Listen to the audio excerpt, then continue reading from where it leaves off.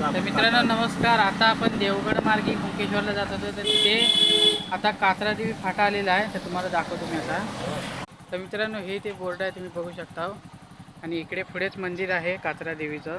तर मित्रांनो आपण इथनं आता पुढे जातोय कात्रादेवी फाट्याच्या इथनं. हे बघा इकडच्या साईडला आतमध्ये मंदिर आहे, पाहू शकता तुम्ही. आणि आपल्याला इकडच्या साईडला जायचं आहे आता. चला.